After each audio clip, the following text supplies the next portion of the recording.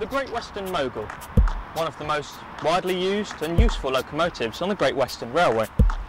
These workhorses saw work from semi-fast passenger duties to pick up goods, military trains in France, and providing that they were a tool for all trades.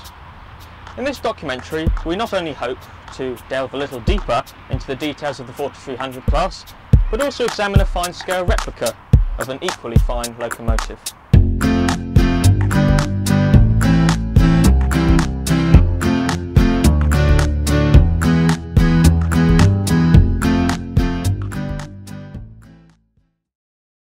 Hello and welcome to this short documentary on the GWR 4300 class locomotive.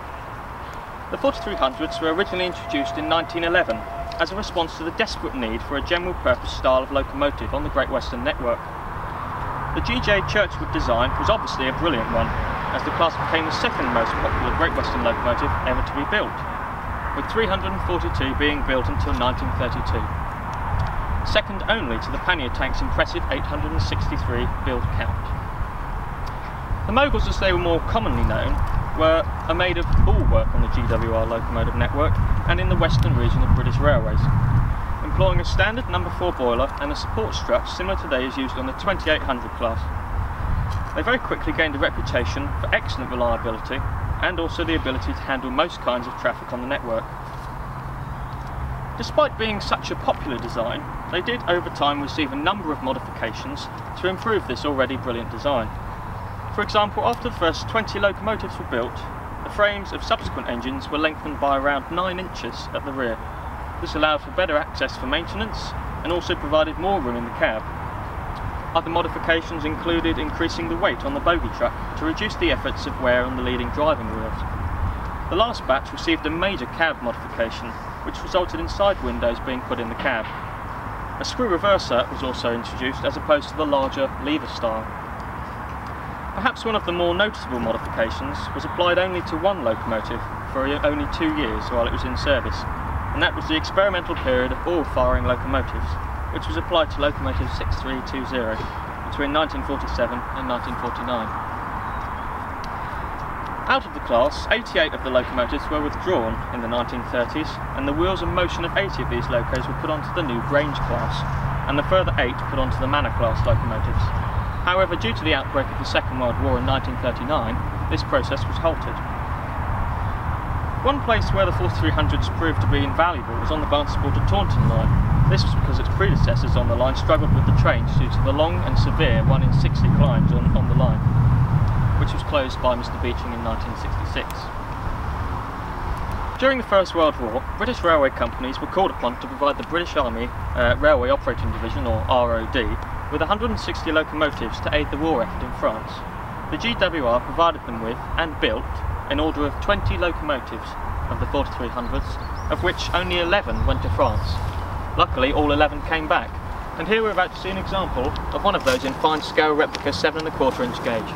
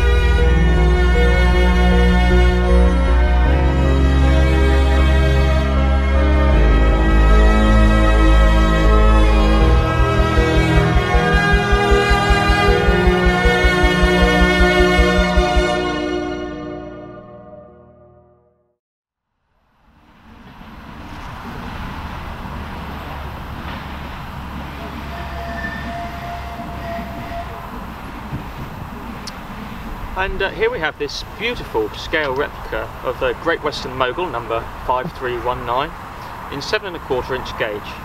This was part of the 5300 series of the class.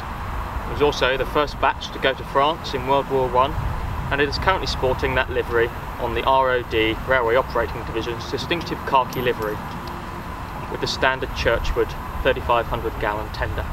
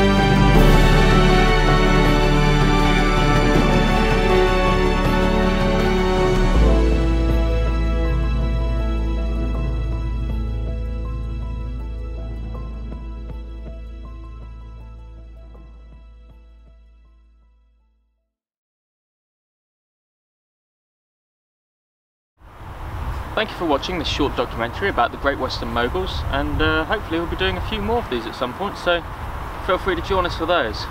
Thank you.